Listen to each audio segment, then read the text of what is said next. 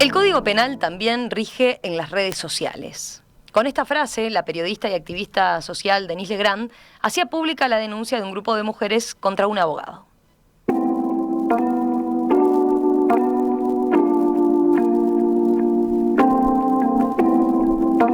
La denuncia se presentó en junio y lleva la firma de Denise Legrand, de Ana Laura Pérez, también periodista y tertuliana aquí en Perspectiva, de 3 legisladoras del Frente Amplio, Silvia Nane, Betiana Díaz y Verónica Mato, de la militante nacionalista Lorena Massenet y de la abogada y convencional nacional colorada Mariela De Marco, entre otras. En total, 16 mujeres acusaban a este hombre, Fabricio Bacigalupo, de un constante hostigamiento a través de varias cuentas de redes sociales. Algunas de estas cuentas pretendían ser medios de comunicación con las que Bacigalupo, según la denuncia, difundía un discurso sistemático de intolerancia y discriminación. Ahora, el hombre en cuestión fue imputado por reiterados delitos de incitación al odio y desprecio hacia determinadas personas por su orientación sexual, con reiterados delitos de difamación. Se dispuso para él arresto domiciliario mientras continúa la investigación y se lo someterá a tratamiento psicológico y psiquiátrico. Además, deberá concurrir a Alcohólicos Anónimos. Pero lo novedoso es que, según los propios abogados que representaron a las mujeres denunciantes, no hay antecedentes de medidas como estas para delitos de odio a través de redes sociales. Vamos a profundizar y conocer más de este caso con una de las abogadas de las denunciantes, Lucía Fernández Ramírez, que nos acompaña aquí en estudios. ¿Qué tal? Bienvenida. Buen día para todas y todos. Y con una de las denunciantes, Denise Legrand, que nos acompaña a través de Zoom. ¿Qué tal, Denise? Buen día, ¿cómo estás? ¿Qué tal? Buen día. Buen día, ¿cómo están? Repasemos, si te parece, el caso, Denise. ¿Qué tipo de hostigamiento sufrían ustedes de parte del acusado? Bien, encontramos una conducta sistemática de mensajes permanentes contra todas nosotras, también contra otras personas. En particular somos 16 mujeres con distintos niveles de exposición pública y de trabajos que tienen que ver con el activismo, con la comunicación, con la política. Y también encontramos otras mujeres, en particular consultamos a Beatriz Argimón, vicepresidenta de la República, y a Mónica Botero, directora del Instituto Nacional de las Mujeres, quien también eran hostigadas de la misma forma que nosotras, y ambas, dado su institucionalidad, prefirieron acompañar lateralmente la denuncia, plantearnos su apoyo, pero no acompañarla penalmente. Los mensajes eran sistemáticos y eran siempre los mismos, no eran que estaba en desacuerdo con nuestras opiniones, lo cual es absolutamente válido porque puede haber tantas opiniones como personas, o que estaba dispuesto a tener una discusión con nosotras, sino que nos sometía permanentemente a agravios que tenían que ver con cuestiones de odio, plantear que éramos cuestiones que por ejemplo, que asesinábamos niños, cuestiones de nazismo, de racismo, cuestiones complicadas que además no solamente nos exponen públicamente al odio, sino que también algunas de las cuestiones que él planteaba, como cuestiones de corrupción u otro tipo de delitos que él planteaba, eran cuestiones que nos hacían a nosotras pasibles de denuncias penales.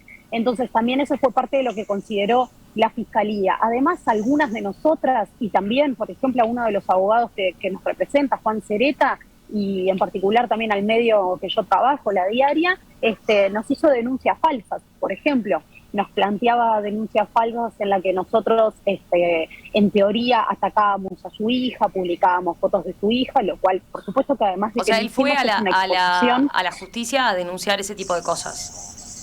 Sistemáticamente. Parte de su hostigamiento fue y es también judicial, porque ejerció una violencia judicial tal que el juez, uno de los jueces actuantes en estas denuncias en el juzgado de familias, Marcos Seijas, le planteó que depusiera esas actitudes sistemáticas que estaba teniendo porque era él responsable de la exposición a su hija. Entonces, además, también incurrió en otros presuntos delitos, como son la calumnia y la simulación de delito, que forma parte de la carpeta de investigación que la Fiscalía tiene y que está considerando también en estos meses de investigación. Pero es importante diferenciar que no son mensajes de opinión, son mensajes de odio. Por y ejemplo, ahí está la diferencia. Para que entienda el oyente, Denise, en algunos casos mencionaba, las tildaba de feminazis, ¿no? Era uno de los comentarios que hacía, ¿no? Ahí tú hacías la distinción con, concretamente con lo que puede ser una discrepancia de opinión, como hay tantas en redes sociales. Sí, feminazi es de lo más leve que ha dicho, ¿no?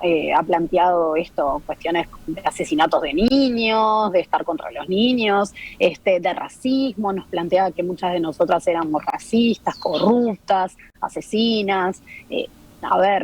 Son cuestiones que no son de opinión, que son de odio, y así lo consideró la Fiscalía al pedir la formalización de la investigación. Uh-huh. ¿Y cómo se dio la agrupación como tal entre todas ustedes para presentar la denuncia? ¿Cómo se dieron cuenta de que todos estaban sufriendo lo mismo, el mismo tipo de acoso de parte de esta misma persona? Bien, como este acoso fue bastante fácil, porque este acoso era sistemático e hiperexpuesto, como son las redes sociales. Entonces bastaba con hacer una revisión de sus redes.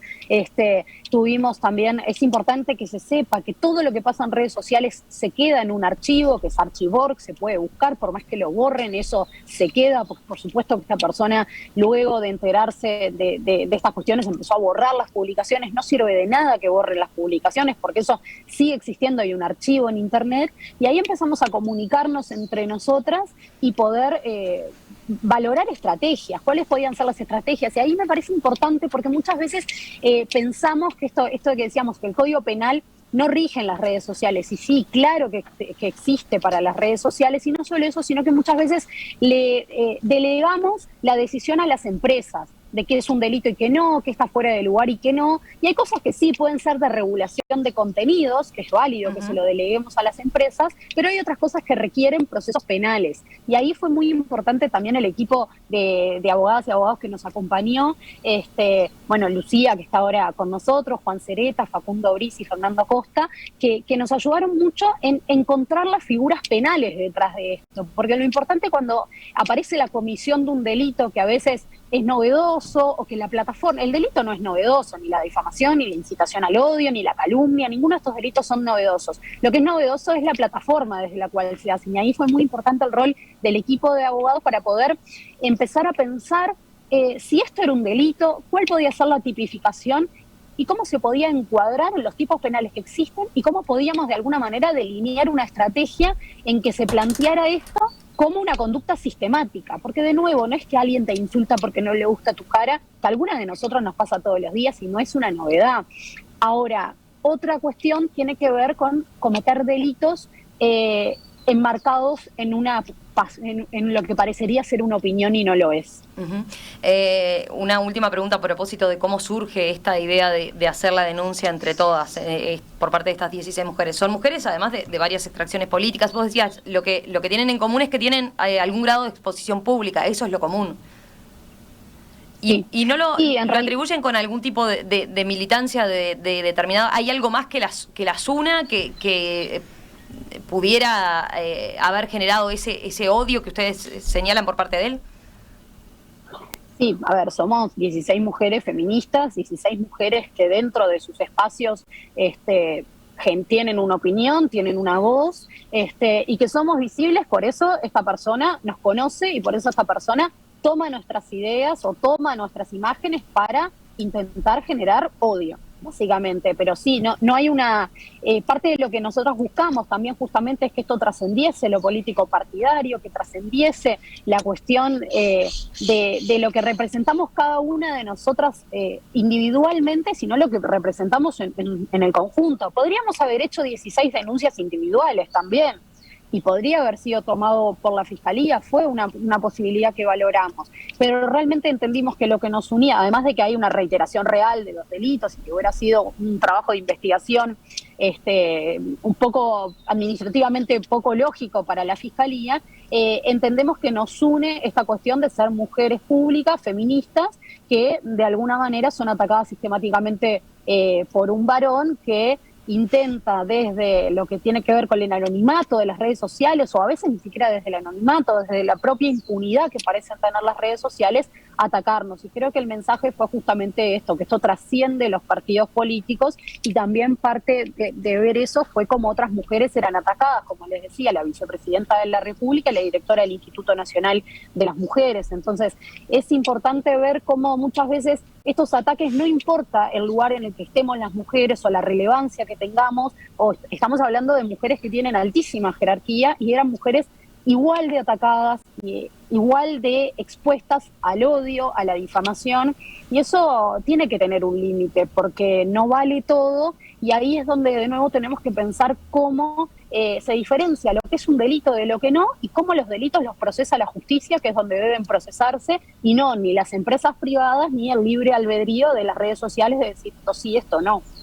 Lucía, en tu caso como abogada que acompañó a este grupo de mujeres que hacía las denuncias, ¿verdad? La denuncia. ¿Qué supone el delito de incitación al odio que se le termina tipificando y al desprecio público? ¿Y qué separa ese delito al acoso del delito de odio? O sea, ¿qué separa al acoso del delito de odio, no? Bien, sí. Ahí nosotros lo que hicimos fue tratar de encuadrar estas conductas que se venían dando de una manera sistemática, prolongada en el tiempo, es decir, hubo un discurso, hasta te diría, premeditado por la forma en la que se expuso en redes, que obviamente que se materializó en determinadas conductas, ¿no? Que fueron esas publicaciones, porque muchas veces se dice, bueno, por la doctrina especializada, bueno, ¿cómo analizamos el odio, el elemento odio, plasmado en una figura penal? Bueno, esto evidentemente se materializó de manera sistemática, y lo que hicimos fue proponerle a la Fiscalía con la denuncia aquellos hechos o aquellos elementos que nosotros entendíamos encartaban en determinadas figuras penales. Luego finalmente se terminó formalizando por estas dos figuras que tú mencionabas recién, que son la difamación y la incitación al odio. La difamación, que es un poco lo que la diferencia de los delitos de odio, tiene que ver con difundir, atribuir a una persona determinados hechos que en el caso de ser ciertos darían lugar a una investigación de tipo penal o administrativa. O también puede ser que se la exponga de alguna manera al odio o al desprecio público. Como bien decía Denise recién, creo que hay muchas de las expresiones que se utilizaron, que si bien son de público conocimiento, no quisiera reproducirlas en este horario porque realmente son bastante nocivas y estaríamos obviamente replicando justamente lo que queremos prevenir, que son todas esas manifestaciones de odio en los medios y en las redes. Y por otro lado, esta tipificación mediante el 149 bis de nuestro Código Penal, que es la incitación al odio, al desprecio o a la violencia, que tiene la particularidad justamente de estar dirigido a determinados colectivos, ya sea por la identidad de género, la orientación sexual, la etnia, la religión. Entonces, justamente es lo que veíamos en este caso, ¿no? Un grupo de mujeres que, a su vez, cuando hablamos de mujeres tenemos que hacer una mirada más amplia, ¿no? Hablar también de otras identidades de género no normativas, que también nos permitieron poner el foco allí y de alguna manera lograr con esta acción algún tipo de prevención también, ¿no? Para que a futuro no siga sucediendo. Pero para que quede claro, a partir de lo que se estableció por parte de la justicia, ¿por qué este caso supone un delito de incitación al odio? Y bueno, justamente, primero que nada, porque se configura lo que establece el tipo penal, ¿no? En toda conducta que nosotros queramos que se configure como delito, tiene que configurarse lo que dice el Código Penal. En este caso, el Código Penal es muy claro en decir que toda acción que se genere incitando al odio o al desprecio público hacia determinadas personas, ya sea por su identidad sexual, su orientación sexual, etcétera, como les mencionaba recién, va a estar configurando este delito. Justamente las acciones desplegadas por la persona hoy formalizada, que ustedes mencionaban, encuadra en esa conducta penal y por lo tanto se lo formalizó en ese sentido. Uh-huh. ¿Y cuál es la novedad, digamos, desde el punto de vista de lo que sucedió, ¿no? La tipificación que se le dio a este delito y a la persona concretamente, ¿no? Bueno, Podríamos decir que, a ver, la violencia no es inédita, la violencia no es novedad y los insultos de repente en redes sociales tampoco, ¿no? No estamos hablando de algo nuevo. Sí creo, y esto es una de las características que tienen justamente los delitos de odio, es el impacto que generan en las masas, ¿verdad? La posibilidad que tienen de replicarse, de multiplicarse. Por supuesto que muchos de los oyentes podrán estar diciendo, bueno, a mí también me pasó, o alguien también me difamó, o alguien también me insultó de alguna manera, pero creo que el límite que tiene, o la forma que tenemos de diferenciarlo, es justamente el efecto que tiene en toda la sociedad este tipo de acciones, que va más allá de los daños que se puedan generar sobre los derechos de las víctimas directamente implicadas, sino que a su vez genera un daño también a la sociedad, sobre todo porque tiene efectos que permanecen en el tiempo, que tienen que ver con, por ejemplo, no basta con que la persona borre las publicaciones, sino que esa multiplicación de esos discursos de odio sistemáticos se van, quedan, permanecen en el tiempo y permanecen en las redes sociales, a su vez, sobre todo, con todas aquellas personas que replican esas publicaciones, etcétera. Sí. ¿Qué pasa con esas personas que replicaron esos mensajes de odio? Bueno, nosotros en su momento lo evaluamos, es un tema que genera bastante trabajo porque es muy difícil poder controlar de qué manera se replica todo eso en redes sociales, porque ustedes saben bien que basta con un retweet o con una captura de pantalla para que ello se multiplique. Lo pusimos sobre la mesa a la hora de denunciar. Hasta el momento no se ha avanzado en ese sentido. Sí se ha avanzado, por ejemplo, en detectar cuentas falsas que pudimos comprobar que se atribuían también a la misma persona que hoy está formalizada, que respondían, por ejemplo, a cuentas falsas que pretendían ser... Eso, Denis lo mencionaba, ¿no? A veces él utilizaba las cuentas que están a su nombre, pero a veces no, utilizaba otras cuentas, pero lo que se logró probar es que efectivamente todas eran manejadas por él. Exacto. ¿Cómo se logró probar eso? Bueno, se hizo un seguimiento a través de delitos informáticos y ahí se pudo comprobar que efectivamente muchas de esas cuentas, como les decía, cuentas falsas, que también es una de las características que tienen este tipo de delitos, es decir, esconderse detrás de fachadas o de cuentas falsas, podían atribuirse a esta misma persona. Esas cuentas además tenían las particularidades de que pretendían ser aparentes medios de noticias o redes de difusión, donde también se replicaban otro tipo de discursos en el mismo sentido de los que denunciamos, ¿verdad? Donde podemos ver sobre todo una característica central o neurálgica que tiene que ver con una denigración hacia las víctimas, sobre todo hacia la dignidad de las víctimas, ¿verdad? Hubo una prueba que se presentó a Fiscalía y que Fiscalía fue a partir también de la cual investigó, que tuvo que ver con los correos de recuperación de estas cuentas y el modelo de celular utilizado por estas cuentas. Vieron que cuando uno se registra en las redes sociales, registra sus correos, en general siempre le piden un correo de recuperación, un número telefónico. Todo eso queda un registro, es un registro fácilmente que cualquier persona que pueda pedir para recuperar una cuenta se envía. Vieron que aparecen las primeras letras y las últimas, y bueno, era un correo muy claramente identificable en el cual todos se relacionaban con ese correo y con ese modelo de celular utilizado. Y creo que hay algo importante en el pedido de formalización, que también es novedoso, además de que no nos podemos olvidar de que también se le imputaron delitos de difamación, porque la difamación también es un delito, no fueron solo delitos de incitación al odio, sino también delitos de difamación. Hay una cuestión interesante que inicialmente lo pide su abogada y nosotros complementamos. La abogada defensora pidió extrañamente ampliación de medidas. Quien pide el tratamiento psiquiátrico del imputado y el tratamiento en Alcohólicos Anónimos no somos nosotras como desde nuestra defensa, sino la defensa del ahora imputado. Nosotras sí solicitamos que fuese atendido en los servicios de atención de violencia de género del MIDES y se negaron a eso porque no era el momento, no era una pena accesoria en este caso, entonces no era el momento, pero probablemente lo sea al final del proceso.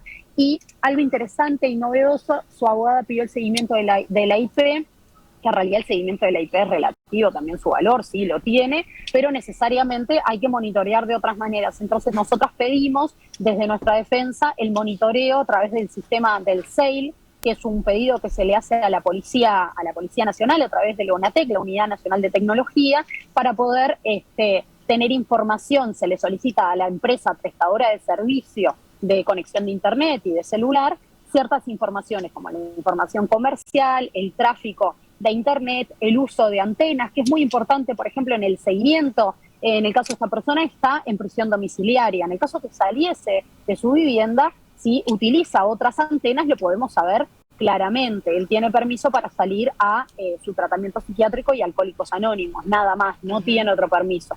Y también, eventualmente, a través del sistema 6 se podría, si la justicia lo considera y la policía se da la orden a través de la policía, la interceptación. Entonces, es importante también saber que hay formas de monitorear estas cosas, porque tampoco es algo que no se pueda conocer. Y además también, por supuesto, está el rol de la investigación alrededor de todo esto. Vamos a hacer una breve pausa y enseguida continuamos conversando con Lucía Fernández Ramírez, la abogada que presentó el caso, la denuncia, y Denise Legrand, una de las 16 denunciantes. Hoy estamos tratando un caso reciente, la imputación por primera vez en nuestro país de una persona por delito de odio en redes sociales. ¿Qué supone ese delito? ¿Cómo se separan de los intercambios agresivos que habitualmente se dan en las redes sociales? ¿Dónde está la línea? Bueno, de eso estamos conversando con la abogada Lucía Fernández y con una de las denunciantes, la comunicadora y activista Denise Legrand. Yo miraba algunos de los mensajes de los oyentes. A ver, que estoy saliendo doble, ahora sí. Bueno, a ver si solucionamos el tema.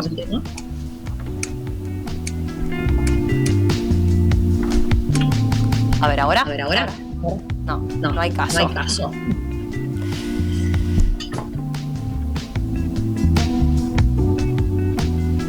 Veía, a ver, mensajes, cito algunos de los mensajes. Daniel plantea, sería bueno mencionar algunos de los mensajes para saber de qué se trata exactamente. Ustedes eran cuidadosas por el hecho de que no quieren replicar e incitar también al odio a través de la reproducción de esos mensajes. Denise daba una explicación media genérica al principio. Denise, ¿qué tenías para reiterar al respecto? Sí, bueno, los mensajes eran insultos, eran plantearnos que nosotras éramos racistas, asesinas de niños, que estábamos contra los niños, nos adjudicaban militancias que muchas de nosotras ni siquiera tenemos. Además de, bueno, esto de plantearnos que somos nazis y demás, es algo que dejamos un poco de lado en los últimos años, porque nos acostumbramos y parece casi que un chiste que se diga feminazis, pero es una acusación muy grave y claramente tampoco corresponde. Y yo mandaba recién a la producción, por ejemplo, en particular, una de las cosas que hizo, yo prefiero exponerme yo que el resto de las denunciantes, justamente para no contribuir a esto que planteaba Lucía, de no amplificar estos mensajes de odio, pero por ejemplo una de las cosas que hizo en particular conmigo me hizo una denuncia falsa. Por eso decíamos antes también que aplicó violencia judicial. Me hizo una denuncia falsa, le sacó una foto a esa denuncia falsa, la subió a las redes sociales planteando que yo estaba denunciada por violencia de género y difamación. Él me denunció a mí por violencia de género y difamación, planteando esto que les decía, que yo había publicado supuestamente una foto de su niña, que por supuesto de ninguna manera se me ocurriría nunca bajo ningún concepto, y el juzgado de familia lo que determinó fue que le pidió que deponga. Estamos ahí con algún tema de conexión, Denise, que no te estamos escuchando, pero mientras solucionamos eso, ahí, ahora sí, a ver, ahí. Eso, parte de lo que hizo fue esto de exponer una denuncia falsa con mi foto y difundirla, no solamente a través de las redes sociales, sino... Seguimos ahí con algún problemita de conexión, a ver si lo solucionamos. Y mientras hablo con Lucía. Lucía, dentro de los mensajes de la audiencia tengo uno, por ejemplo, Ariel pregunta, ¿cómo juega esto que analizan, la incitación al odio, este delito que se le tipificó, frente a la libertad de expresión? Porque menciona un caso a partir de una serie que vio donde se plantea esta discusión a propósito de este tema. Sí, lo primero que tenemos que tener en cuenta es que hay que siempre situarnos en nuestra legislación, ¿no? En nuestra legislación nacional, primero que nada. Obviamente que en este caso, si la Fiscalía encontró que habían elementos para formalizar, así se procedió en ese sentido, ¿no? Por otra parte, por supuesto que nuestra legislación nacional se ve acompasada con todas las convenciones y los tratados internacionales que tratan el tema. De hecho, para aquel que le interese, es muy interesante toda la jurisprudencia que tiene, por ejemplo, la Corte Interamericana de Derechos Humanos sobre este tema puntual. Y tanto la jurisprudencia internacional y nacional como la doctrina especializada marcan determinados puntos para diferenciar cuáles serían esos límites entre la libertad de expresión y estos delitos de odio mencionados muy genéricamente, ¿no? Después tendríamos que entrar a detallar de qué hablamos cuando hablamos de delitos de odio. Pero para que se entienda, hay determinadas características que, si me permitís, las puedo mencionar rápidamente porque creo que pueden ser de utilidad, y después reitero, siempre hay que estar al caso concreto, ¿no? No se puede generalizar. Unas de esas características tienen que ver con expresiones que están vertidas o que son comunicadas en un determinado contexto. ¿Sí? Siempre hay que ver las nociones contextuales del tema, no es una cuestión aislada. Después tiene que ver con el alcance de esas expresiones. Era algo que yo les mencionaba hoy, que tenía que ver con la permanencia de los efectos nocivos que genera, sobre todo sobre la imagen, sobre el honor, sobre el derecho al nombre, sobre la identidad sexual de las víctimas que se ven afectadas, y todo ello se ve perpetuado en el tiempo, con daños que no solo afectan a las propias víctimas, sino también a la comunidad toda.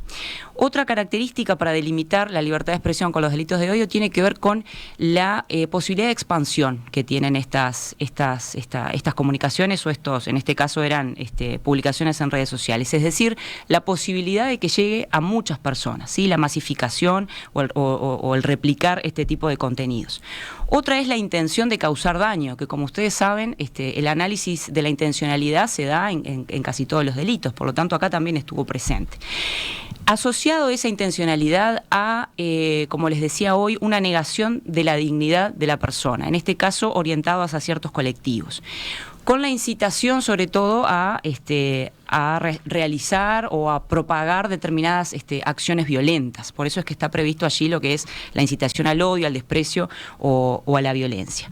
Otra de las características que creo que quedó claro de las calificaciones y comentarios que hizo Denise es que se rompen algunos de los estereotipos que muchas veces manejamos cuando analizamos estos temas con perspectiva de género, que tiene que ver con que las víctimas no siempre terminan siendo la víctima débil. Ya rompemos ese estereotipo de víctima débil, sino que en este caso eran mujeres con exposición pública, muchas de ellas con participación política y demás, que eso hace también que muchas veces el perpetrador o la persona que está detrás de estas cuentas, que muchas veces, como decíamos, son cuentas falsas, tengan esa falsa sensación de esconderse detrás de esa fachada y replicar este tipo de discursos.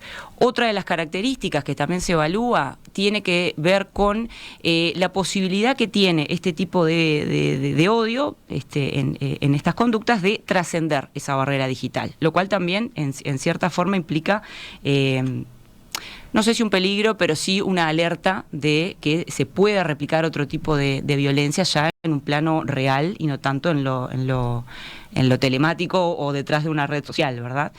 Y por otro lado, también es muy importante lo que tiene que ver con una sensación de pluralidad, es decir, esa sensación que tiene la persona de que está llegando a un número importante de seguidores con este tipo de comentarios, y que lo diferencia de la difamación, porque, como les decía hoy, por más que la persona borre los comentarios, siguen estando presentes en las redes sociales, por lo tanto, la permanencia que tienen en tiempo y espacio es importante, es preocupante y es lo que genera más efectos nocivos. Y algo muy importante que me gustaría recalcar es que es bueno que empecemos a pensar en un cambio de paradigma en cuanto a prevenir este tipo de situaciones. Muchas veces seguimos parados en un paradigma a mi humilde modo de ver, viejo, que tenía que ver con esperar a que sucedieran las cosas y después eventualmente reclamar por la vía civil daños y perjuicios, ¿verdad? Creo que tenemos en nuestra legislación la ley 19.580 que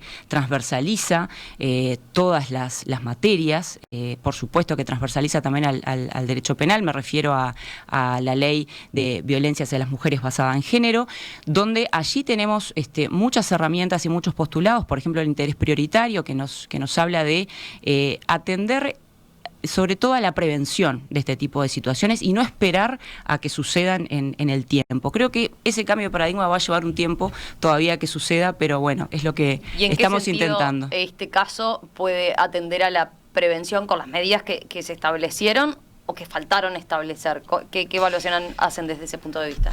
Bueno, en este caso sin duda Recordemos, perdón, ¿no? Está en prisión domiciliaria, ya estaba esta persona en prisión domiciliaria por otra denuncia, ahora continúa en prisión domiciliaria con esto que pidió la abogada que señalaba Denise, ¿no? La abogada de él, que reciba un tratamiento psicológico y psiquiátrico y además que concurra a Alcohólicos Anónimos, ¿no? Pero para ustedes, ¿qué es lo que faltó o queda por hacer? Sí. Hay muchas consideraciones que se podrían hacer allí. Voy a hacer una sola que tiene que ver con, cuando me refiero a prevenir este tipo de situaciones, me refiero a no esperar que se sigan generando daños y atender, por ejemplo, por darles un ejemplo muy genérico, lo que podría ser la asistencia, por ejemplo, como lo mencionaba Denise, a algún programa de abordaje y tratamiento de la violencia, ¿no? Como con los que contamos, ¿no? Por ejemplo, existen programas estatales que tienen que ver con la atención, el abordaje integral a hombres que deciden dejar de ejercer violencia, ¿no? En este caso, nosotros lo solicitamos, no sucedió porque hubo una cuestión técnica allí que se entendía que implicaba una pena accesoria. Quedará para otra etapa procesal ese pedido, pero bueno, sacándole un poco del tema, lo que me refiero es abordar estas situaciones de una manera preventiva y entender que es una problemática que nos afecta a todas y todos, porque todas y todos en alguna manera estamos expuestos a este tipo de cosas, no siempre tan directamente como las víctimas denunciantes en este caso, pero sí somos parte de eso. Es una suerte de contaminación que anda allí en redes a la que también estamos expuestos y que por supuesto es nociva, no solo para las denunciantes de este caso, sino también para todas las personas que usamos redes, que sabemos que a su vez durante y luego de la pandemia se ha acrecentado lo que es el contacto con las tecnologías, ¿no? Ustedes como abogados denunciantes estuvieron repasando antecedentes y señalaban, no hay antecedentes de imputación por este tipo de delitos en redes, o sea, me refiero a incitación al odio y difamación. Con estas características puntuales que nosotros denunciamos no hay antecedentes. Sí hay antecedentes en lo que tiene que ver, por ejemplo, con la apología del delito en redes sociales. De eso sí hay algunos antecedentes bastante recientes. Sí hay, por supuesto, antecedentes de delitos de difamación. Ayer el fiscal con el hincha de Peñarol, ¿no? Exacto. En el caso de apología del delito. Exactamente.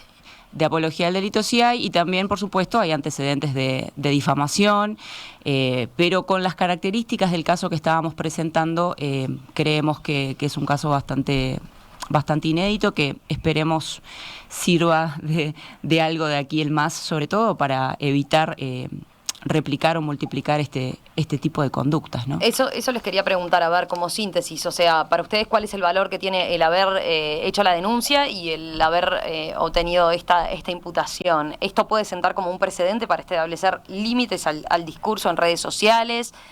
Denise, ¿vos qué valoración haces al respecto?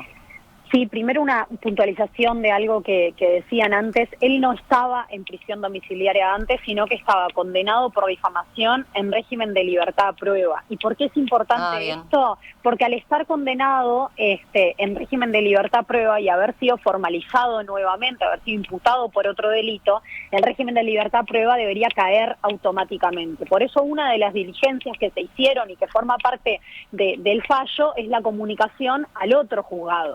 La comunicación sabemos que llegó al otro juzgado, también está enterado el fiscal del caso, Rodrigo Morosoli, quien iba también a solicitar la revocación del régimen de libertad a prueba. Eso es importante, ¿por qué? Porque estamos hablando de una persona que tiene antecedentes, que tiene una conducta sistemática sostenida en el tiempo y que incluso mientras estaba en investigación, reabrió otra red social que también formó parte de la denuncia que planteamos, y lo mencionó la Fiscalía en la audiencia. Mientras estábamos en este proceso, volvió a abrir una red social que se le llamó Faro Liberal. O sea, es una conducta sistemática, sostenida, una persona con antecedentes en un régimen de libertad prueba, que como bien sabemos, los regímenes de libertad prueba, una vez que se revocan, lo que queda es la privación de libertad.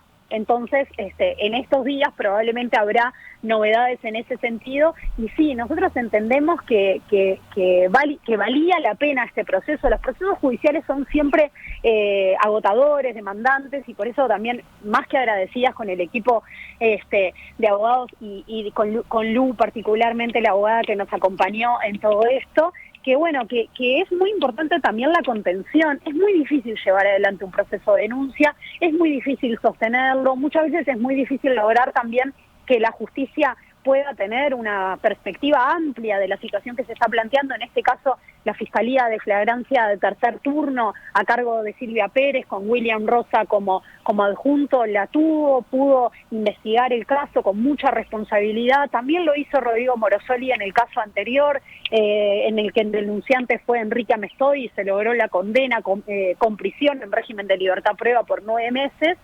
Y bueno, sí, claramente vale la pena, porque vale la pena marcar un límite, vale la pena que podamos de alguna manera entender, diferenciar lo que es un delito de lo que no es un delito, y también claramente además a nivel individual, a nosotras como víctimas, también nos vale la pena poder ponerle un límite a un perpetrador de una violencia sistemática y ofensiva contra nosotras, que tiene obviamente un impacto personal, pero también un impacto público y mediático, que merece dar vuelta, invertir la responsabilidad, ¿no? Invertir esto de que en realidad quien está mal es esa persona, quienes no tenemos que escondernos, quienes tenemos que confiar en la justicia, confiar también en la contención que podemos tener alrededor de estas cosas, somos en este caso las víctimas, que además, si nosotras como privilegiadas que somos no podemos llevar adelante este proceso, ¿qué le vamos a dejar a otras personas que no tienen por ahí las herramientas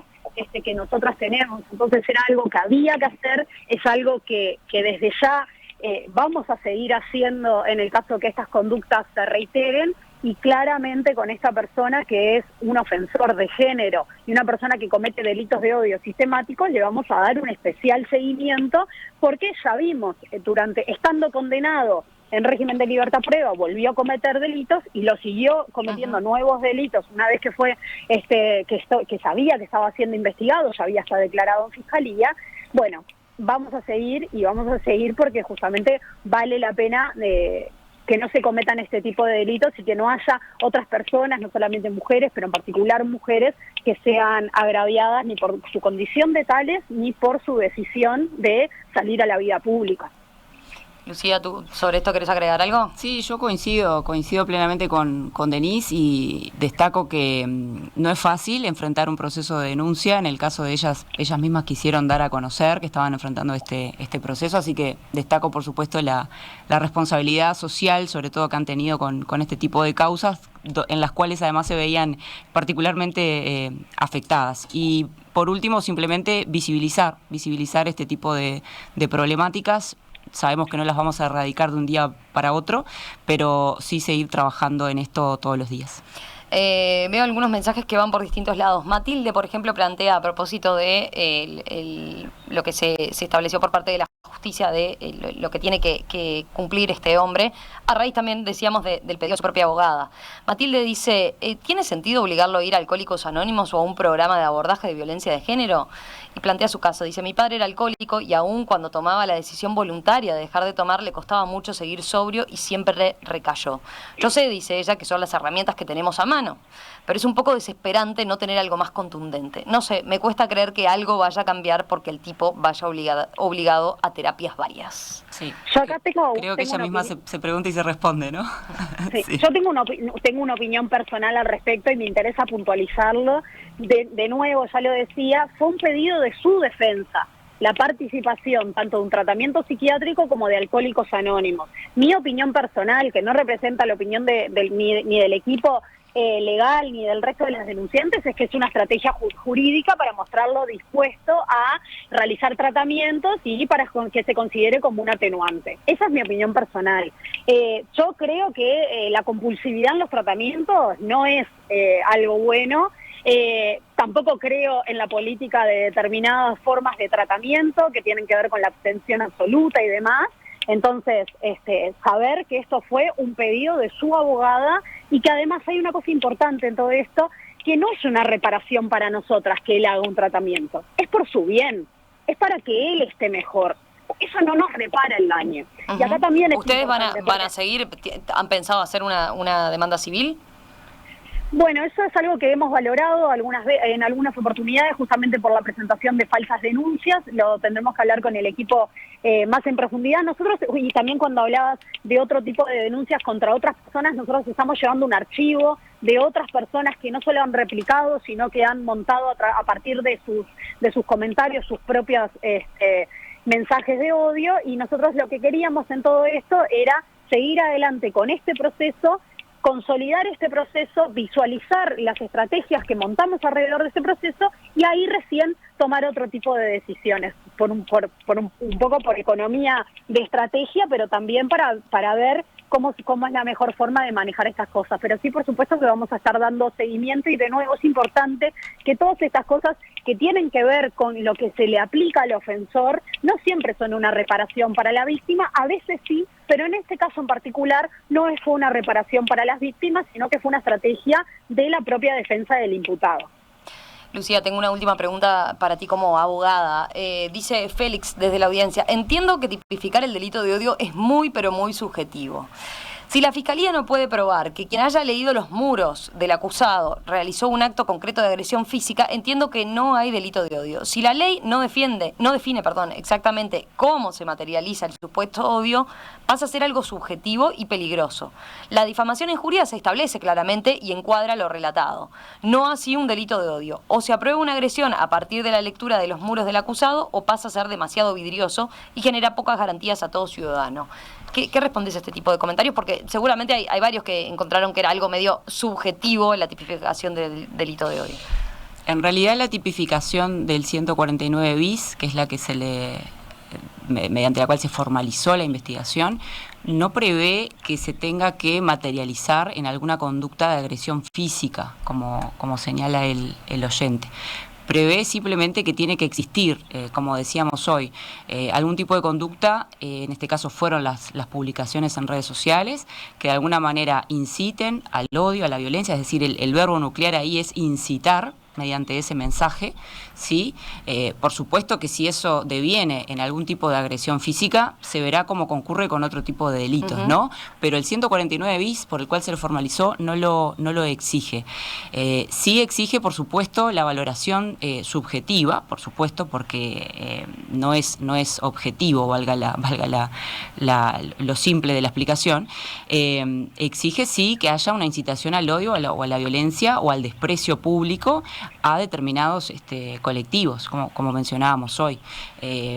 Por lo tanto, digo, la valoración subjetiva siempre está presente. Por algo decimos que en realidad se valoran las conductas desde el punto de vista de la intencionalidad. El derecho penal mira la intencionalidad, mira el dolo, y en ese sentido es lo que evalúa la justicia cuando formaliza. En este caso estamos, recordemos, en una etapa intermedia, ¿no? Por supuesto que todavía no hay condena. Denise, tú nos mandaste algunas de las capturas, ¿no? Que podíamos, porque había algunos oyentes que decían, todavía no logro entender de qué tipo de expresión de odio, a qué hacen referencia con esto. Tengo una acá, de las que nos mandaste. En un momento ponía: Denise Legrand, así se llama la feminacia abortera comunista que todas las noches lanza veneno desde la letra chica. A esta racista discriminadora le pagamos el sueldo a todos los montevideanos. A ese nivel estamos hablando, ¿no? Uh-huh. Digo, para que aquellos que tenían duda, era sobre ese tipo de consideraciones. Le preguntamos a Denise y Denise dijo: bueno, yo en mi caso no tengo inconveniente en que lo mencionen, por más de que tienen esa consideración de que mencionarlo es de vuelta, ¿no? Traer el tema arriba de la mesa y por tanto, fomentar de alguna forma esto. Pero lo dejo en claro porque de eso es que que estamos hablando, ¿no? En muchos casos también esas frases que para mí, reitero, son irreproducibles, venían acompañadas de capturas, por ejemplo, de contratos laborales o de determinadas actividades que hacen a la vida laboral y social de las denunciantes, con lo cual eso también redundó en un perjuicio tanto a nivel social, humano, por supuesto, pero también en los ámbitos laborales y de activismo social de las denunciantes, que fue bastante grave, ¿no? Lucía Fernández Ramírez, abogada, quien presentó la denuncia junto a este grupo de denunciantes. Denise Legrand, periodista y activista social, una de las denunciantes. Gracias por estos minutos esta mañana aquí en Perspectiva. Muchísimas gracias. A ustedes, buena jornada.